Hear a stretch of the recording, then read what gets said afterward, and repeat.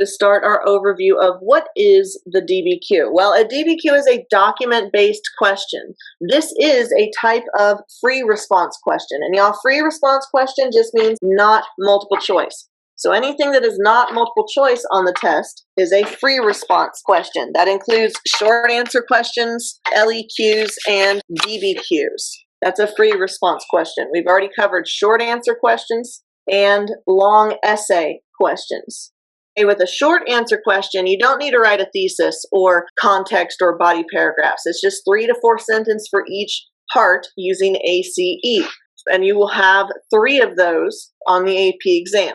For the LEQ, you're only going to have 1 of those, but you get to pick from 3 options. They're going to give you 3 questions, and you get to pick whichever one is your favorite, okay, whichever one you know the most about. But you don't have any documents or resources for the LEQ. They just give you the question, what are the causes and the effects of the Columbian exchange, and then you answer it with whatever is in your brain. So no documents to cite or to source. The DBQ, in contrast, does give you documents. It gives you 7 documents. Now, does that mean you have to use all 7? No.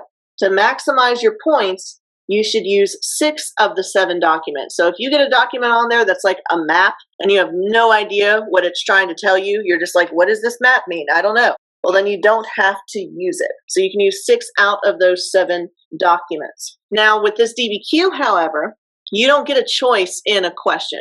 So whereas with the SAQ, you have to do number 1, you have to do number 2, but then you get to pick 3 or number 4. And with the LEQ, you have option 1, 2, and 3, and you're like, okay, I'll pick option number 2. With DBQ, there's only 1 question because y'all, making a DBQ is like super hard and super time consuming. So they're just going to give you 1 question and 7 documents. You don't get to choose between old imperialism versus industrial revolution. It's 1 and done. But one of the benefits about a document-based question is that you're able to use the documents to get some points, even if you have no idea what the essay is asking you.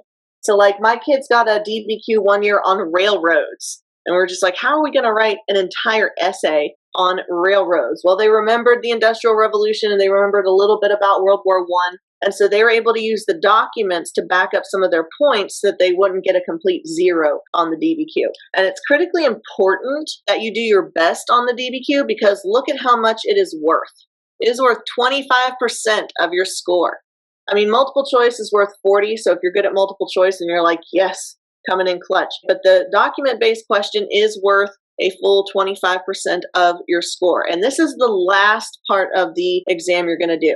When you first start the exam, they're going to say, okay, part 1, multiple choice, then short answer question. So you've already written 3 short answer questions with 3 parts each. Your hand is already cramping up by the time you get to the long essay question, where you have to write for about 35 minutes. And then you have to go on to an hour-long essay. So since the DBQ is the last part of the test, this is typically the part where students tend to fare the worst, right? You have a lot of energy when you start the multiple choice section. And then if you don't know the answer, you're just like, okay, I haven't put C down for a long time, so let me put down C. You can guess and potentially get the answer right.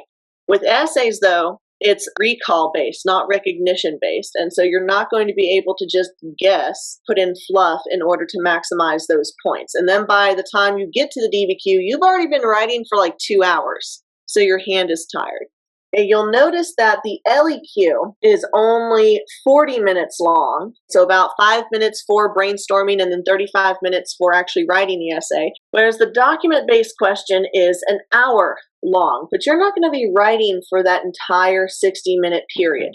15 minutes of those 60 are to be spent reading, because in addition to reading the question, the prompt, you also have to look at 7 documents. And most of those documents, about 6 out of the 7, are going to be excerpts. So excerpts from a book or a letter or primary source, secondary source, right? And then one of those documents is going to be an image stimulus. So that means it could be a map. It could be a picture of a sculpture. It could be a painting from the Renaissance, okay? Lots of different things that last stimulus could be. And that's the document that people have the most difficulty with interpreting. So if you're not sure about what the map or the graph or the painting is trying to say, then you can skip it and move to the other 6 documents. But as you're going through that 15-minute reading period, take notes. Start writing on the documents, because remember, that is your copy of the documents. That it's not a class copy where they're like, oh, don't write on it because the next class has to use it. That is yours. You're the only one who's going to get that test paper. Is the DBQ prompt from just a random theme, or do they come from a specific period? That's a good question. So if you look here, it says the topic of the DBQ will be between years 1450 and 2001. Now, I hope they don't give you DBQ on like the Green Revolution in the 90s. If you remember what our periods are, period 1 is 1200 to 1450. So is your DBQ going to be on period 1? No. Your LEQ could be, your SAQ could be, your multiple choice could come from period 1, but not the DBQ. Period 2, which is what we started in January that we're still in right now, is from 1450 to 1750. Okay, now old imperialism is not the only thing that happened in period 2. You also have the Protestant Reformation. You have 100 years of religious warfare in Europe. You have the rise of the Ottoman and the Mughal and the Safavid empires. You have the rise of the Russian Empire. So period 1 is out, period 2 is in. Period 3 is 1750 to 1900, and that's fair game. And period 4 is from 1900 to the present day. But period 2 and period 3, I think that those are your strongest periods where they're going to pull those essays and those topics from. Okay, because approximately 60% of the test is on period 2 and period 3. So if you're self-studying and you're running out of time and you're like, how do I make my study schedule? Focus predominantly on period 3.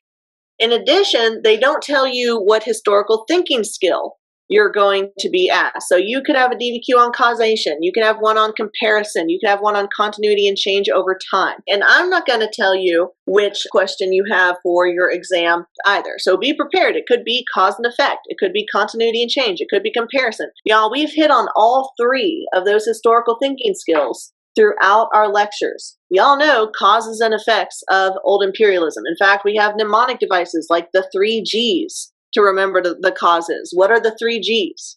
Motivations for exploration. Glory's 1, good. Gold and God. Glory, gold, and God. So right there, you already have a body paragraph, right? Those are 3 causes you could discuss. Okay, and then you could talk about social effects, demographic effects, religious effects, political effects, economic effects, with continuity and change. Which one do you think is easier to argue? That thing has stayed the same, or that thing changed? Oh yeah, definitely that things change. Social changes, demographic changes, cultural changes, political changes, economic changes. And then with comparison, well, you have 2 different worlds. You have a new world and an old world. The Americas, and then Europe, Africa, and Asia. So you could compare how they fared in the Columbian Exchange, who benefited and who suffered, and how. So you can cover all 3 of those historical thinking skills for this essay. All right, now on this slide, everything that you see here we've covered before with SAQs and LEQs, except for these 3 bullet points. These are the new things. Number 1, the DBQ is in 60 minutes. You need to watch your time. So I would recommend that once you read the prompt, once you read the question, circle and underline the parts of the question that tell you what you need to be answering. If it says, analyze the trade revolution brought on by Portugal's discovery of a route around Africa, then revolution means it's talking about changes. So you know that your historical thinking skill is continuity and change over time. If it says, discuss the impact the Columbian Exchange had on the New World, well, impact is an effect. So you'd know that you're doing cause and effect. So just go ahead and determine which historical thinking skill you're focusing on. And then you could do a rough draft or an outline. If you already know information, just go ahead and jot it down to the side so you can later organize it into your essay.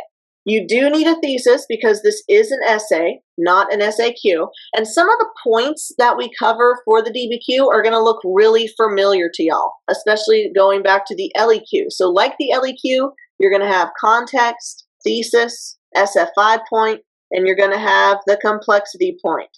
Again, you're going to be given a test booklet. You're going to be given that as scratch paper. You don't need to bring any paper with you. The only thing you need to bring is a pen. You're typing it. Outside SFI, meaning not in the documents. If you have a document talking about smallpox, you can't talk about smallpox as outside SFI. You can talk about smallpox, yes, but you need to cite the document that was talking about smallpox. So you'd have to find something that's not mentioned anywhere in the documents to drop into your essay. And not just like a random fact like, oh, the turkey was almost our national bird because Ben Franklin thought it was cool. It has to be something that relates back to the question. So if you're talking about smallpox and you want to talk about how that undermined the encomienda and led to the asiento, that would be relevant outside SFI that's not mentioned in the documents. And then, of course, in your body paragraphs, you're going to have to back up your thesis. If your claim in your thesis was that the Columbian Exchange had mostly negative effects on the New World, then you're going to need to give some evidence for that. Okay, so things were bad for the New World. What are some examples that you could list? Disease. Good, Jadesha. So you could cite disease, but again, it has to be specific factual information.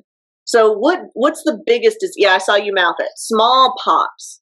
Smallpox wiped out approximately 90% of the Native American population. That's definitely a detriment to the New World. Then you have to explain the historical significance. Why was it so significant that this disease wiped out so many Native Americans? They weren't immune to it, and so they died off in higher amounts, but who was immune to it?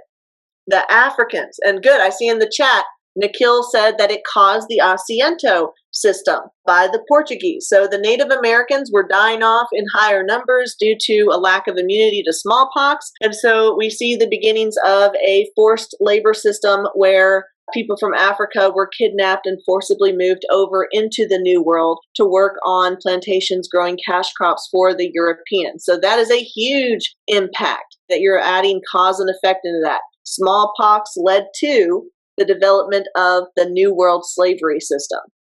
That can all be in your body paragraph, and you can add in outside SFI. So it's more than just saying things were bad or things were good because disease. You have to go into detail. And then you have to do it in complete sentences as well. If you don't write in complete sentences, you can't get credit. So grammar is incredibly important for this test, because if you're writing an SAQ and you're just writing in dependent clauses or incomplete sentences, or you're missing a verb, even if your SFI is correct, they're not going to give you the points. All right, so pre-writing. Before you even start writing the essay, you have 15 minutes to brainstorm. So in that 15 minutes, here are the steps that you should follow. Number one, identify the topic. So let's say that your prompt is describe and analyze the impact of the Columbian Exchange on the New World. Okay, now that is specific, y'all. It's saying you're going to need to do causation in the New World. So should you be talking about Africa or Europe or Asia in your essay?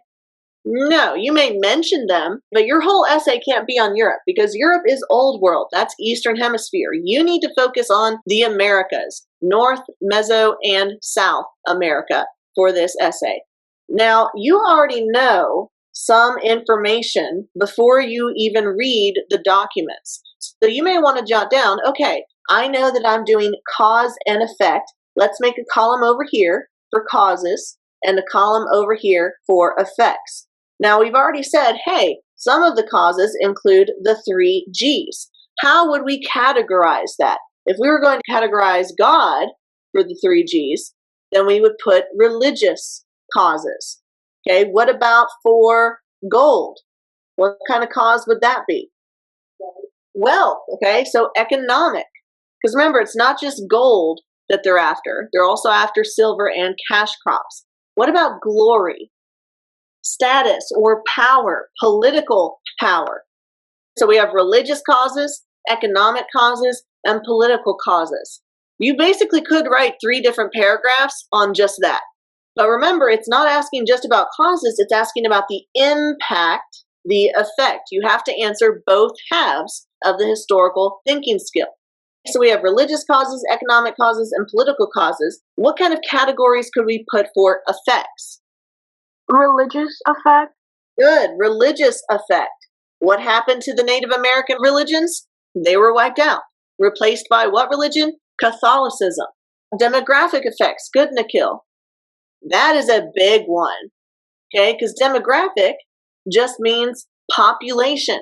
So you could talk about smallpox. You could talk about the encomienda. You could talk about the addition of new peoples to the New World, the arrival of Europeans, but also the arrival of Africans. You could talk about the social effects with that. If you want to talk about the casta system, you could talk about economic. You could talk about political. Now, this is just brainstorming. Am I going to be able to write an essay in 45 minutes that covers every single one of these categories? Nope, not going to happen. I'm not that good. But this question isn't asking you to do all of that. What you need to do is, when you're brainstorming, pick your strongest ones. If you're looking at causes and you're like, okay, I need to write about effects, so I don't want to spend 40 minutes writing about all the causes of the Columbian Exchange, let's see which one I could argue best. Which of these three do you think is one of the most important causes of the Columbian Exchange? The driving force. The economy, exactly. They were after wealth, mercantilism, gold, silver, cash crops, the encomienda, the asiento. Y'all have so much you could write about economic, right? So let's say you pick economic causes were the most important. Done. Let's move over to effects. If you had to pick two of these categories to make two body paragraphs, which ones do you think would be the strongest argument, that you could have the most SFI? I would choose demographic, yeah. The effects on the population, yeah, we could go on and on about that. That would be a very strong paragraph. Let's say you have to pick one more. Which one would be your next choice? And there's no wrong answer, y'all.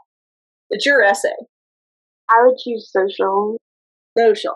Excellent. And y'all, that doesn't mean you have to do economic causes, demographic effects, social effects. You could do religious causes, religious effects, political effects. You could do two causes and one paragraph on effects. Okay? It is open-ended. As long as you back up your claim, your thesis, then you're going to qualify for points. So even before looking at any documents, we already know stuff about the topic, so we've started brainstorming and outlining.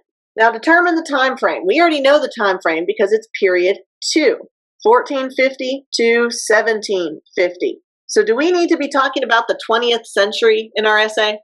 Probably not. Do we need to be talking about the fall of Rome in 476? Probably not. Not relevant. You should stick within this time frame that's given to you. While you're reading the documents, jot down ideas that you could use for your categories. Like if you're reading document A and you're like, oh, this is talking about smallpox, that would be really good for my paragraph on demographic effects. Then you may want to write A over to the side. If you get to document D and it's talking about the encomienda system and the asiento, that might be good for social. So you go through the documents and you start chunking them or bucketing them into different categories to use as evidence in your essay. Now, when you start writing your essay, it's going to be the same format as the LEQ. You're going to have an intro paragraph, body paragraphs, and a conclusion. Now, if you don't have time to write the conclusion, that's fine.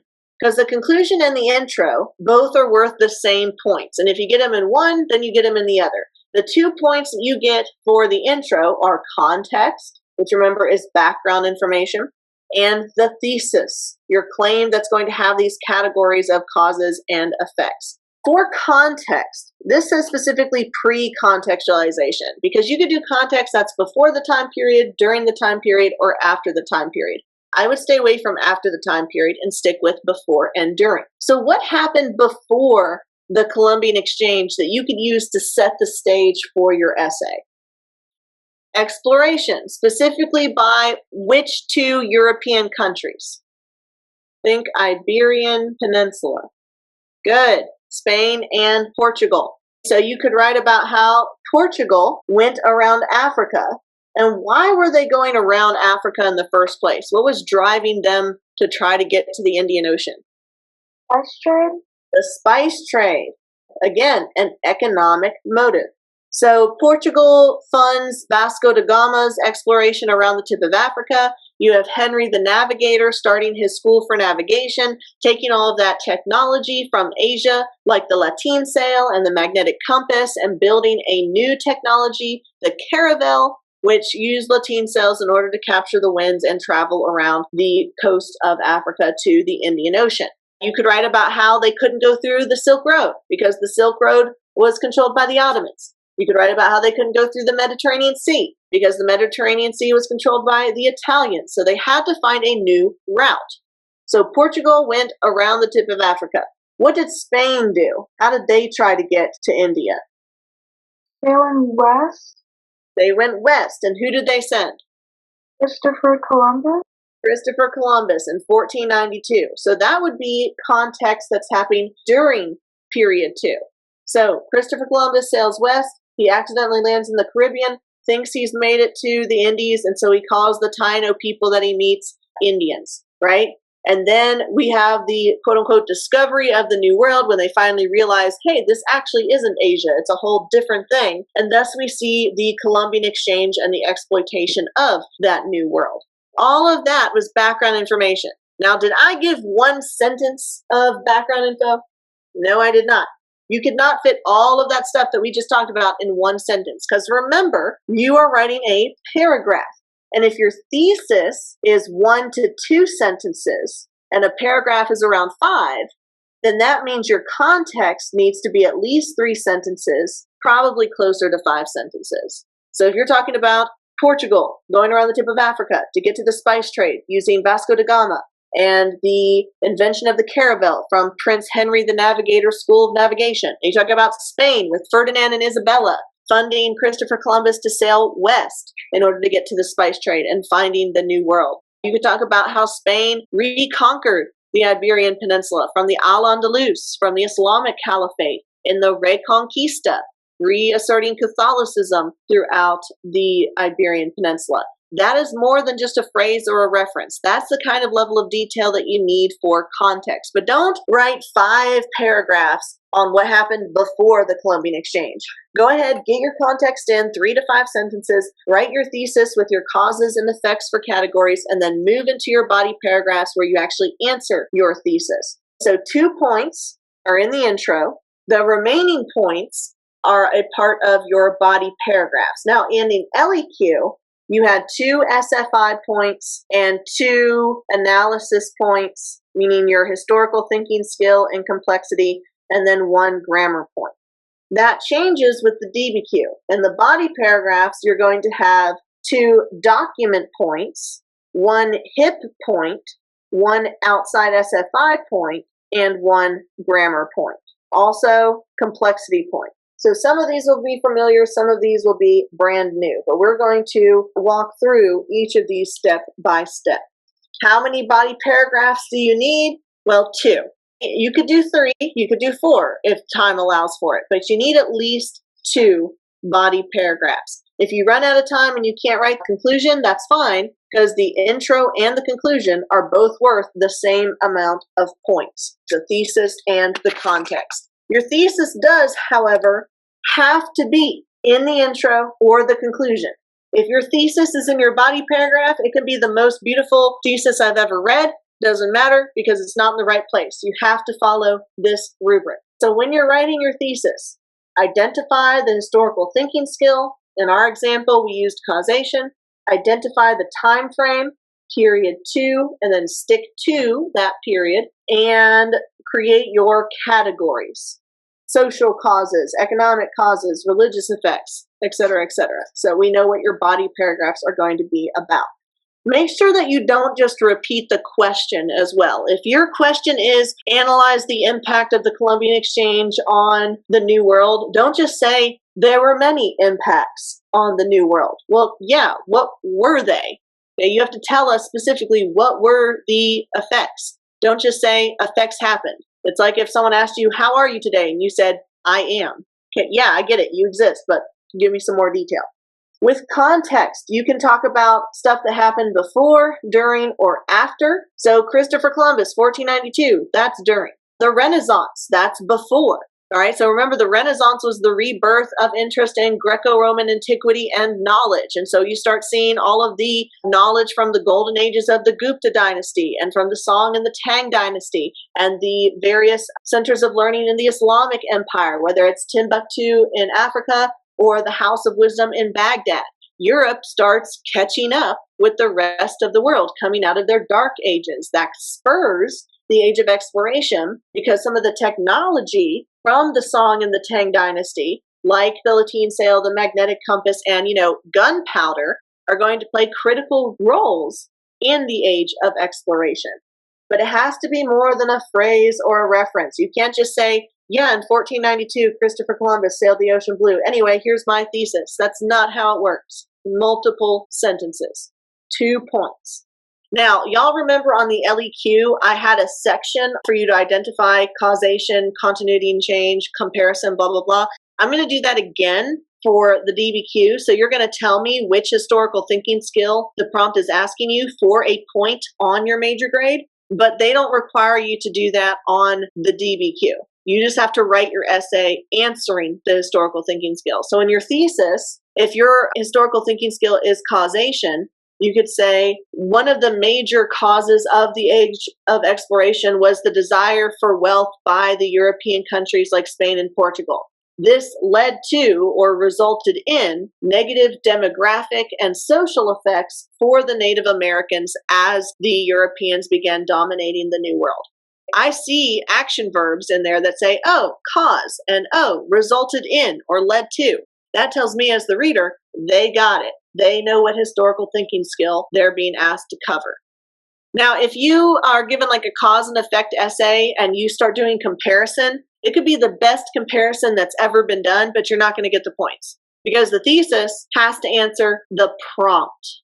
You can't just pick and choose what you want to answer. You have to answer the specific question given to you. All right, so now that we've done the intro, which is exactly the same as the LEQ, just thesis and context, now we're moving on to the body paragraph. So part C is evidence, part D is analysis. Part D for analysis includes the complexity point, which, as you know, is the unicorn point. It's the most difficult point to get, but it also includes HIP points. And we're going to talk about what that acronym means. But first, let's look at evidence. Y'all know that you're given 7 documents. Well, how do you get points using those documents? Well, you have to describe the content. Note how this says content with an N, not context with an X. Context is background information. And you are going to discuss the context of some of these documents for analysis later in the HIP points, because that's what H stands for in HIP, is historical context. But you also get points for simply describing what is the document about. So the content is just a summary statement. And you get 1 point if you summarize or describe the content of 3 out of the 7 documents. So what that means is, let's say that your document is a letter from Christopher Columbus back to his sponsors, to the King and Queen of Spain, Ferdinand and Isabella. Well, in this letter, he writes on and on about, oh, your illustrious, regal king and queen. It is an honor to work for you. And in your name, I have claimed this island in the Indies, which are full of people who are easily subjugated and I believe can bring you great wealth. Okay, so he's just going on and on about how great the Europeans are and how great the King and Queen of Spain are. All right, so if you're going to describe the content of that, you're going to say, in document A, Christopher Columbus is describing his exploration in the Caribbean to the people who hired him. Okay, now notice in that description, I'm not quoting, I'm not pulling sentences out of the document and just throwing it into my essay. You do not get points for quoting, y'all. In fact, the AP readers, when they see a quotation, they don't read it. Because you being able to copy something from a document and put it on a piece of paper is not the same as understanding what the document is saying. So in your own words, paraphrase what the document is about. If you have a picture of Virgin Mary depicted as looking Native American, that would be your description of the document.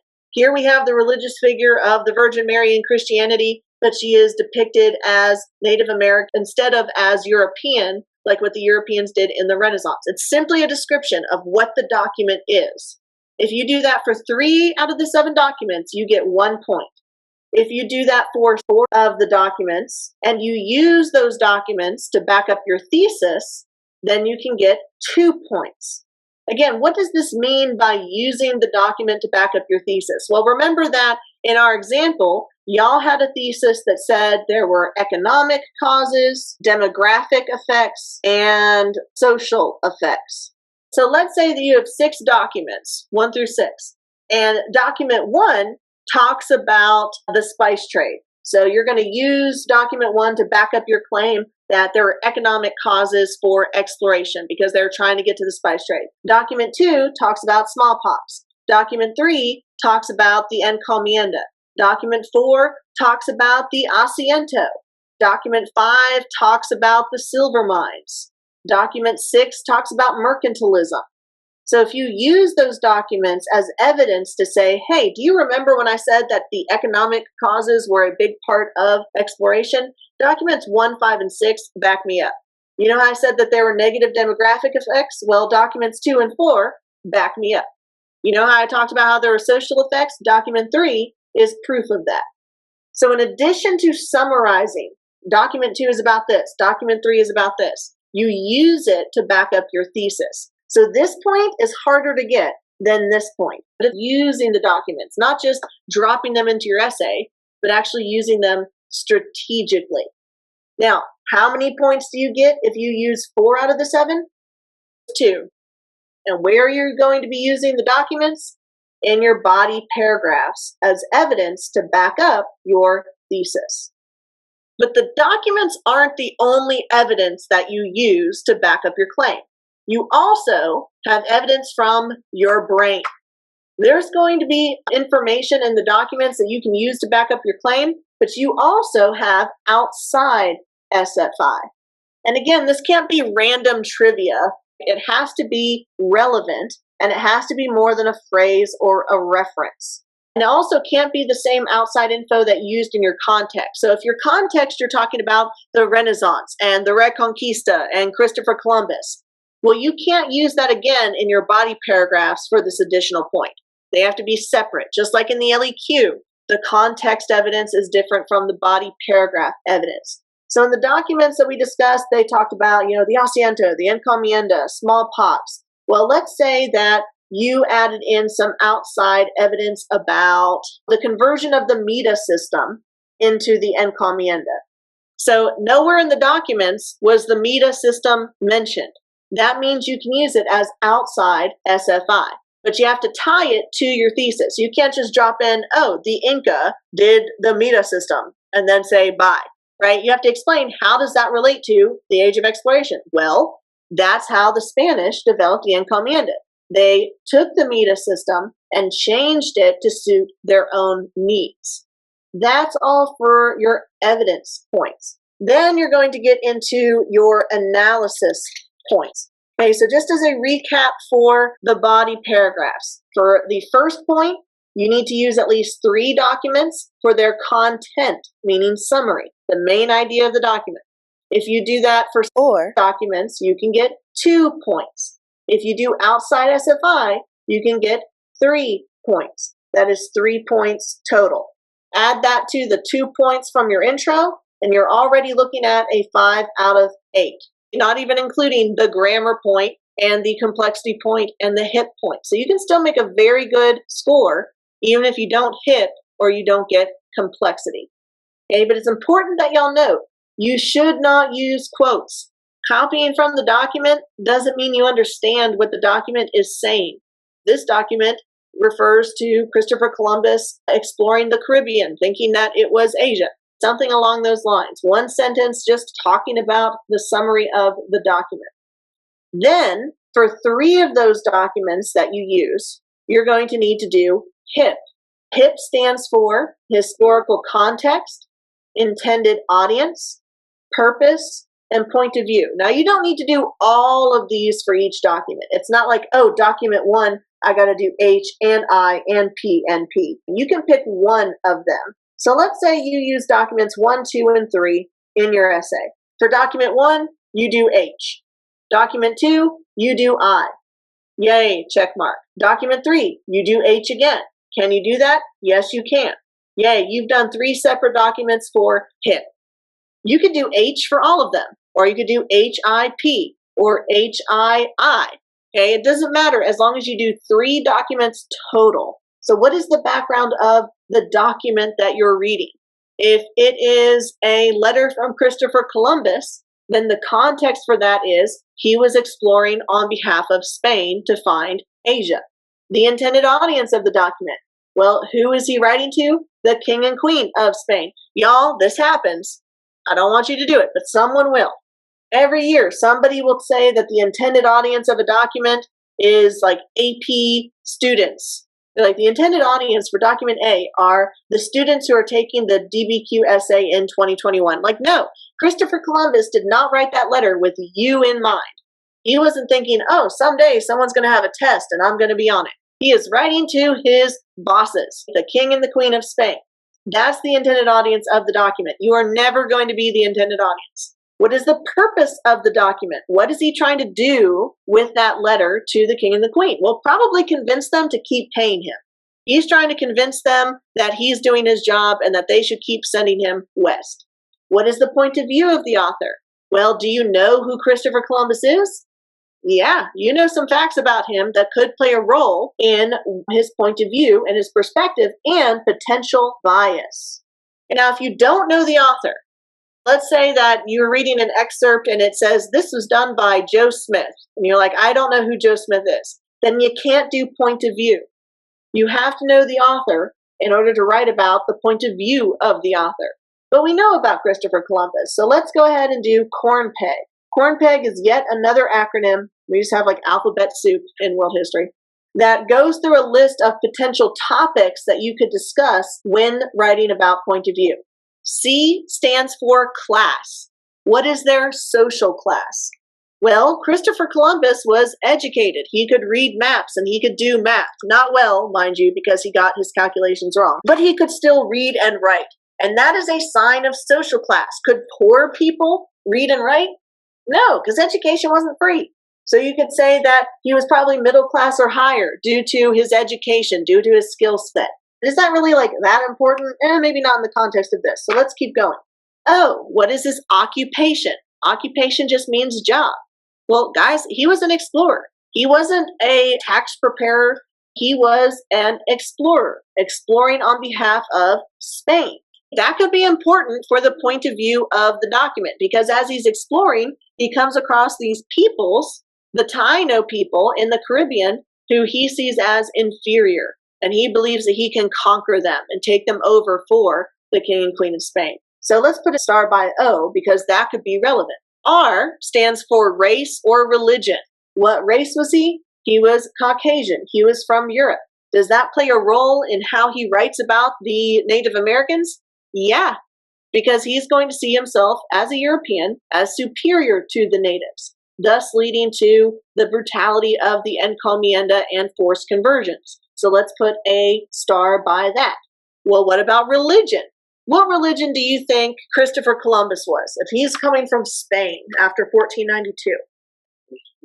He is Christian. Specifically, what type of Christian? Catholic. And how Catholic is Spain after the Reconquista? Yeah, super Catholic, violently Catholic, right? Everyone who's not Catholic is committing a crime. Literally, heresy. What's the punishment for heresy? Death. So religion could play a really big role in his perspective of how he views the Native Americans. He's going to view them as barbaric and as committing heresy and crimes against their God. And so that's going to be used as a justification for conquest. So you can even use that if your essay you're writing about religious causes of exploration. You could write about how Spain really wanted to spread Catholicism. And so they're going to force conversions in the New World. N stands for nationality. So what country was Christopher Columbus from? Well, technically he was from the Italian city-states, but he worked for Spain, so not too important. P stands for political affiliation. But at this point, you don't really have a lot of political affiliations. It's not like, oh, Democrats, Republicans, Green Party. You just have kings and queens in charge, and they're not elected. So P probably not as important in this particular example. E, ethnicity. Well, he's from Europe. Does that play a role in his treatment of the Native Americans? Yeah. And y'all, ethnicity is different from race, right? If we look at Western Africans versus Africans who have been forcibly imported into Brazil, even though people of African descent in Brazil and people in Africa are both African, they're both the same race, they may speak different languages or have different religions. For instance, Africans in Western Africa are going to speak Bantu or Arabic and be Islamic. In Brazil, they're going to speak Portuguese or Creole, and they're going to be Catholic. So even though they're the same race, that doesn't mean that culturally they have the same understanding. So ethnicity is separate from that. Columbus's ethnicity, probably not as big of a point as occupation and race or religion. Gender, well, he was male. Most of the documents that you read during period 2 are going to come from men because, again, we're talking about a patriarchal society. So if I were going to write about point of view of the author for document 1, I wouldn't focus on class, I wouldn't focus on nationality or political affiliation or ethnicity or gender. I would focus on his occupation as an explorer and conquistador and his race and religion and how that plays into how he describes the indigenous people as easily subjugated for forced labor and the justification of his treatment of the Native Americans under that point of view. And y'all, I know this is a lot at once, but I have examples. So like in a body paragraph, you may start out with topic sentence, which is like, okay, what's your category? Economic effects. Then you might say in document 1, and then do a content statement. This graph shows the amount of silver that came into Spain before 1492 versus after 1492. And there is a steep increase after 1492. That's just a description of the document. Then you use the document. The historical context of document 1 indicates the wealth in the form of bullion that was imported to Spain from the gold and silver mines of the former Aztec and Inca empires. So topic sentence, economic effects or economic causes. Document 1, content statement, just a summary. Document 1H for HIP, describing how it relates to your topic sentence. Easy peasy, move on.